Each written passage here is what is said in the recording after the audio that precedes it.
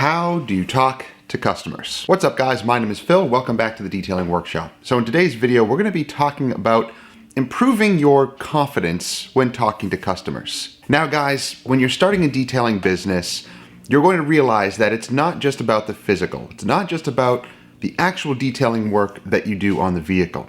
That is a big part of it, yes, and you do want to hone your skills. However, talking to customers is also going to be a huge percentage of the business. How do you talk about your services? How do you introduce yourself? How do you explain pricing and issues that may come up with a customer's vehicle? These are all things that we need to prepare our minds for. Now, you may be the type of person that is shy, or you feel that you're awkward, or you're not good with your words. Well, you can get past that. I have many friends who actually have suffered with either stuttering or speech impediments of some sort, and they were able to get past it. Your passion and your love for detailing is going to help you to talk to customers. You want to show them what you can do, and you want to talk about it as well. So here's a couple of tips, and this may help you or it may not. It really kind of depends on you. But here's something that I do all the time. Now, I actually come from a background of public speaking. I've been doing it since I was 8 years old, speaking in front of hundreds and even thousands at a time. Doing that at such a young age has helped me to develop a sense of speaking. I definitely do not think I'm the best or an expert in it in any way. Time and experience has helped me. So here's what I do. When it comes to explaining services and talking to customers, I basically play out scenarios in my head and sometimes even out loud. I know, it might seem a little awkward at first to do that, but it does help. Pretend like you're talking to a customer. Introduce yourself and get used to introducing the name of your business and the detailing services that you offer. The more that you do it, that repetitive action is going to help you to get your words together and kind of build a mental outline. So when the time comes when you are talking to customers, you still might be nervous, but at least you have rehearsed it, you've practiced it, and that will pay off. Trust me.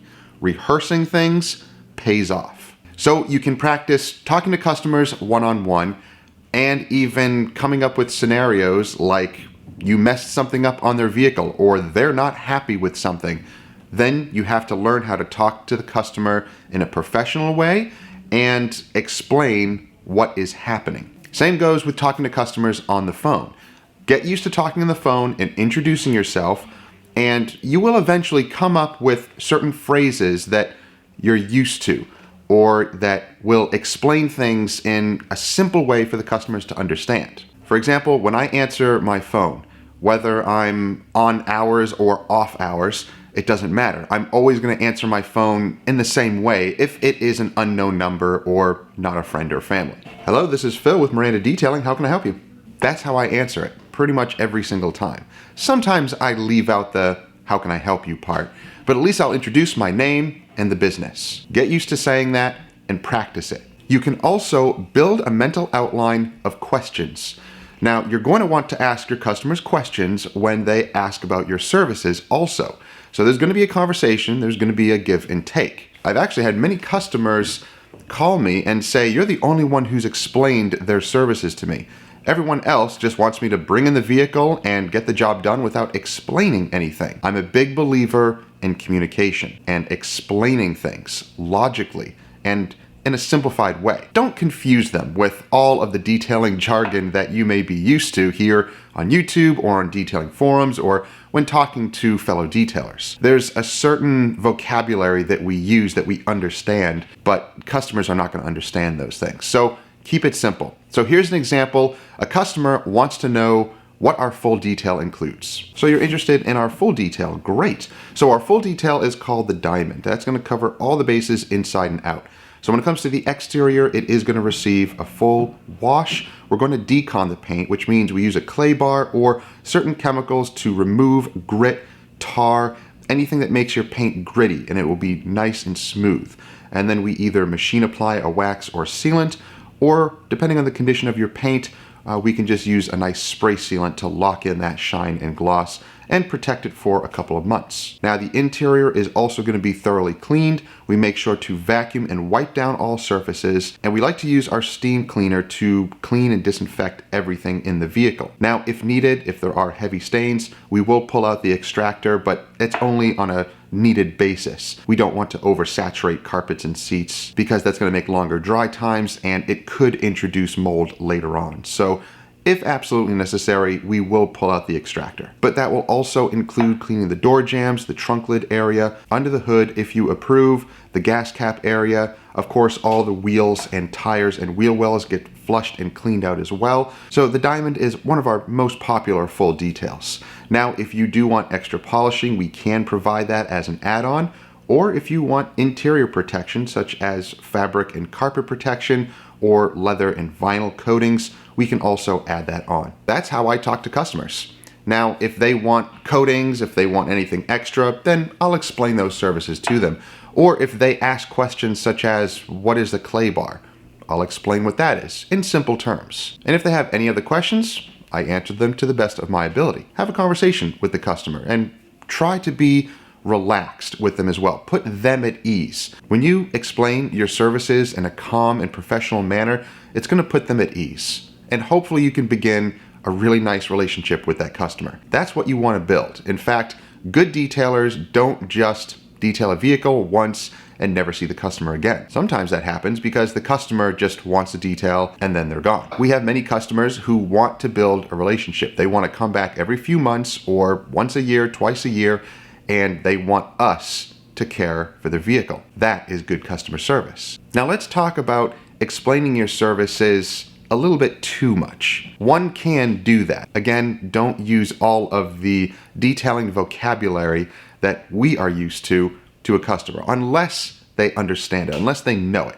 If they follow YouTube detailers, or if they're on the forums and they understand detailing, you'll be able to pick up on that pretty quick because they're going to use that detailing vocabulary with ease and understand it. Then you can be able to explain things in a more professional way or in a more technical way. But if the person just wants a good cleaning, a good detailing, and they're not worried about all the technical stuff, then don't over-explain. Don't overcomplicate things. Now, when it comes to giving prices over the phone or even face-to-face to customers without seeing the vehicle, or even when you're looking at the vehicle, this is what we do. We give them a range. Even if we've seen the vehicle, we're still going to give them a price range. Why? Well, because we never know what we're getting into until we actually start the process. Sometimes you win, sometimes you lose. And even when you give them a range and you kind of shoot towards the top of that price range, for example, our full details start at $275 to $300 starting price, and then go up from there depending on the condition of the vehicle or whatever add-ons they want. So I'm going to give them a range starting at $275 to $300. Already that kind of gives me a $25 variant. Now, if the customer says, well, what if it's really bad, or what if it's not that bad? If it's not that bad, we still stick with that range. We're probably going to stick with the $275. But if we do not know and the customer is not quite that forthcoming with all the information that we want, then we're going to say it's going to start at $275 depending on the condition. Ask them questions. Is there dog hair? Are there food and drink stains? Anything else that you're concerned about? And again, they may tell you or they may not. They may say it's not that bad, but we all know that that could be a lot worse than what we imagine. Don't give them a concrete price just yet, especially over the phone.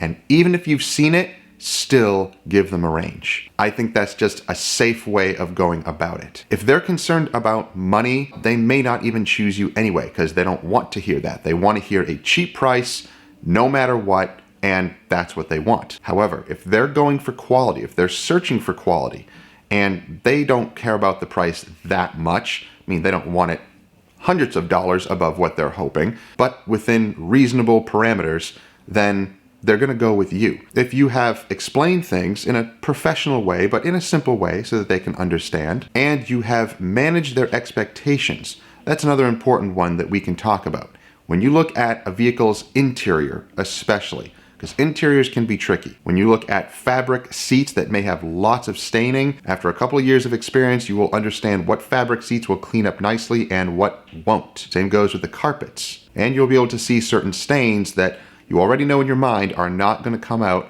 100%. Usually colored stains like green, purple, blue, pink, any of those colored dyes, those are most likely not going to come out.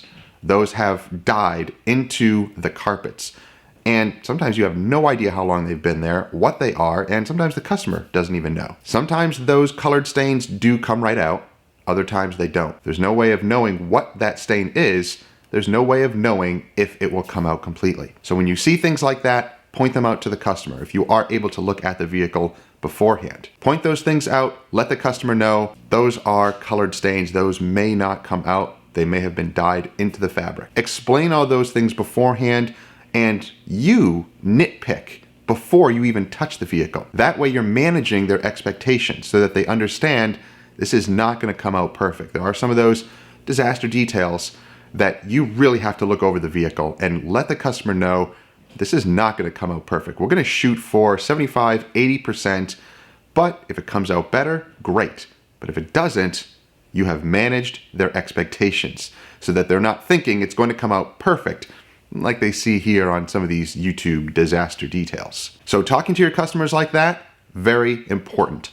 Ask questions, explain, but don't over-explain all of your services, especially to people who may not fully understand it. When it comes to pricing, give them price ranges, and then at the end of the detail, you can give them a final price. But remember, be reasonable. Do not overcharge too much so that the customer is angry with the service and now they're locked into paying you. They may not return. So you're going to have to weigh that very carefully. But that's going to depend on the type of customer, and it's going to depend on how you present yourself. And remember, rehearse. Here's another tip for rehearsing that I want to fill in. You can also record yourself, whether audio or video. Video is better because you'll be able to see yourself. And I know it might be a little awkward at first, but when you do that, it does get you used to first talking to a camera and rehearsing all the dialogue, rehearsing all of your explanations so that you get it down packed. Now, it will also help you with your facial expressions. And I know, why does that make a difference? Well, when you're explaining things, the person is looking at your face. So they're going to be able to, in a way, judge whether you are either telling the truth or you know what you're talking about. People do it all the time. That's basically how they make their judgments on people. Not in a negative way, I don't mean that.